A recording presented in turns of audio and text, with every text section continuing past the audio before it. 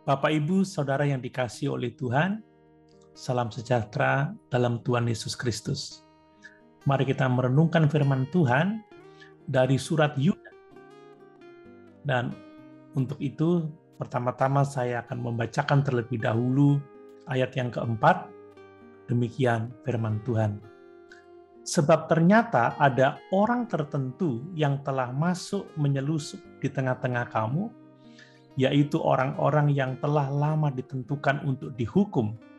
Mereka adalah orang-orang fasik yang menyalahgunakan kasih karunia Allah kita untuk melampiaskan hawa nafsu mereka, dan yang menyangkal satu-satunya penguasa dan Tuhan kita, Yesus Kristus. Dalam surat pendeknya ini, Yudas memperingatkan orang-orang Yahudi Kristen akan kehadiran guru-guru palsu, yaitu para pengajar-pengajar sesat dan para pendosa di dalam gereja. Mereka itu mengajarkan bahwa karena kasih karunia Allah itu cuma-cuma, maka sikap hidup yang baik atau tingkah laku kita tidaklah penting. Mereka bisa berbuat apa saja yang mereka suka tanpa harus merasa bersalah. Nah, merespon ajaran sesat yang seperti itu, Yudas mengingatkan bahwa ada penghukuman bagi mereka yang hidup tidak bermoral. Ada orang yang mengaku mengasihi Tuhan tetapi tidak mau mentaatinya. Hal ini tidaklah benar dan tidak boleh terjadi dalam kehidupan kita. Oleh sebab itu, jangan sampai kita menyalahgunakan kasih karunia Allah untuk kehidupan di dalam dosa. Yudas menyatakan dengan tegas bahwa keselamatan adalah anugerah atau kasih karunia Allah, yaitu pemberian yang bersifat cuma-cuma atau gratis. Kita menerima keselamatan hanya dengan percaya. Namun demikian tidak berarti bahwa kita boleh melakukan apa saja menurut kehendak kita. Keselamatan diberikan dengan cuma-cuma agar kita hidup di dalam kebenaran. Rasul Paulus menulis di dalam Efesus pasal 2 ayat 8-10. Sebab karena kasih karunia kamu diselamatkan oleh iman. Itu bukan hasil usahamu tetapi pemberian Allah.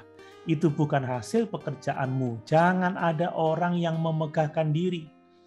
Karena kita ini buatan Allah diciptakan dalam Kristus Yesus untuk melakukan pekerjaan baik yang dipersiapkan Allah sebelumnya.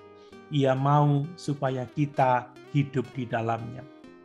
Jelas bahwa kita diselamatkan untuk melakukan pekerjaan baik yang telah dipersiapkan Allah bagi kita. Nah, perhatikan juga kehendak Allah atas kita berkenaan dengan kasih karunia dan dosa. Dalam Roma pasal 6 ayat 1 sampai yang kedua, ketika berbicara tentang baptisan, Rasul Paulus menulis, jika demikian, apakah yang hendak kita katakan, bolehkah kita bertekun dalam dosa supaya semakin bertambah kasih karunia itu? Sekali-kali tidak. Bukankah kita telah mati bagi dosa? Bagaimana kita masih dapat hidup di dalamnya? Jelas bahwa kasih karunia keselamatan bukanlah izin bagi kita untuk hidup di dalam dosa. Nah, di dalam Galatia pasal 5 ayat yang ke-13, Rasul Paulus juga menulis, saudara-saudara, memang kamu telah dipanggil untuk merdeka, tetapi janganlah kamu mempergunakan kemerdekaan itu sebagai kesempatan untuk kehidupan dalam dosa, melainkan layanilah seorang akan yang lain oleh kasih. Dan masih banyak ayat-ayat lain yang menyatakan kebenaran ini. Yudas juga menyebutkan apa saja yang disebut sebagai dosa penyalahgunaan kasih karunia, yaitu hidup dalam hawa nafsu, menuruti keinginan daging yang berlawanan dengan keinginan roh, hidup secara fasik, yaitu mengenal kebenaran tetapi tidak mentaatinya, suka menggerutu dan mengeluh bahkan menjilat. Dalam ayat yang ke-16, Yudas menuliskan, Mereka itu orang-orang yang menggerutu dan mengeluh tentang nasibnya. Hidup menuruti hawa nafsunya, tetapi mulut mereka mengeluarkan perkataan-perkataan yang bukan-bukan, dan mereka menjilat orang untuk mendapat keuntungan.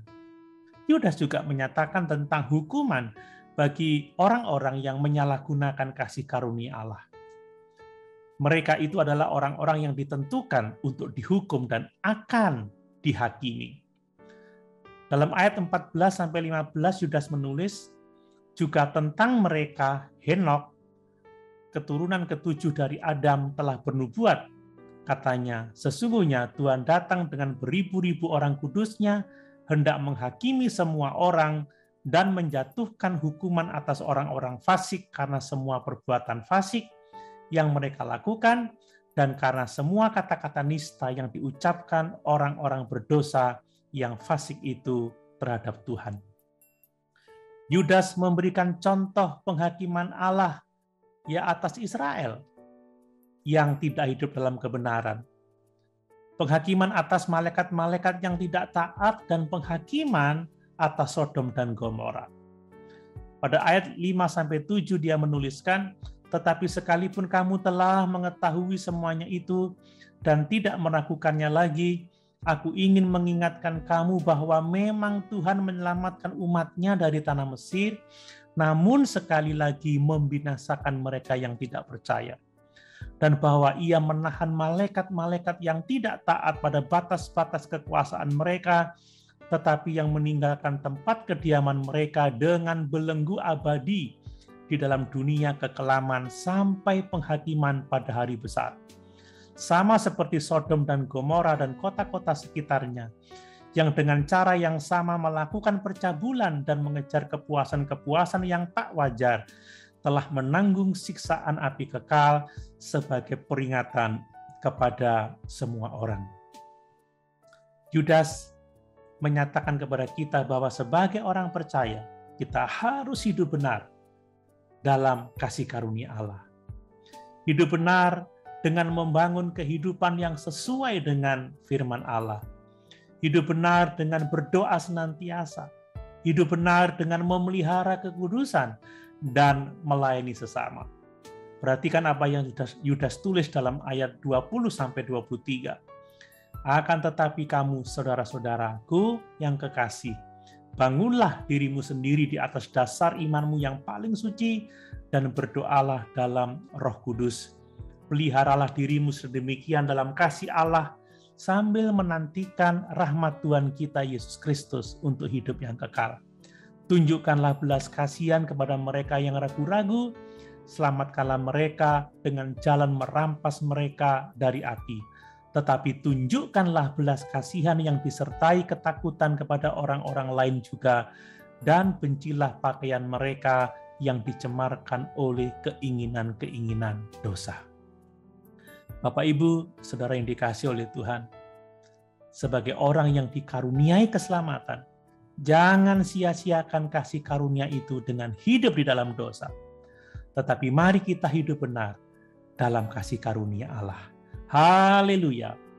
Tuhan Yesus memberkati.